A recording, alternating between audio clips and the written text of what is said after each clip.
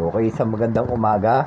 So, ganito natin malalaman kung maganda ba ang fuel pump na nabili natin. So, unang gagawin natin, tatanggalin natin yung linya niya sa karburador. Ayan, yan linya na yan. So, tapos tinutok ko siya sa plastic bottle. Ayan yung linya sa, ayan, so tinutok ko. So, malalaman natin kung maganda ang akyat ng gasolina. So, by the way, ang fuel pump na to is Denso. So, ayan, sususian na natin. I-on lang natin yan. Huwag i-start. Yan, i-on natin. Okay, on. Ayan. So, ayan na, makat ng gasolina. So, ayun ang bilis, di ba? Halos mapupuno na, tumatapon na. So, papatayin ko agad. Ang bilis pala. Ang bilis, grabe. So, ganyan pag una kayo nagkabit. So, tatanggalin ko. Okay. Kasi yung mga nakaraan, ipapakita ko sa inyo na pangit at mahina bumomba. Ayan ang bilis, di ba? So, dapat ganyan yung quality ng fuel pump na mabibili nyo. So, ito ipapakita ko yung mga nabili ko na na fuel pump. Yan, nung nakaraan. So, ito na. Yan. Ayan, okay. So, ito yung una.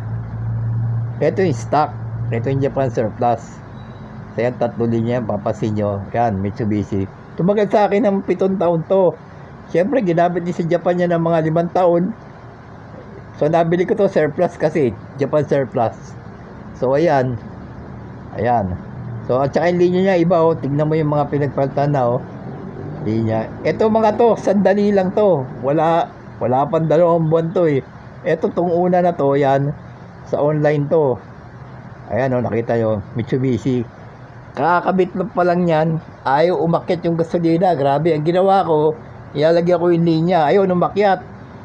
Pero mahina ang bomba. At saka yung andar, iba parang pupugak-pugak. Yan Tapos sa umaga, ito rin, ayaw na kumarga. Ayaw makatuloy yung gasolina.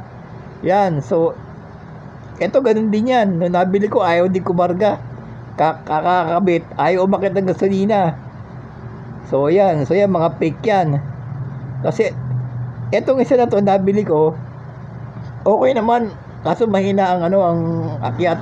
Tapos tumagas, ayan sa baba na yan. Buti ka mo nakita ko. Kundi delikado, baka masunog, di ba? So sana po nagustuhan niyo tong video, paki-like, paki-share and subscribe. God bless.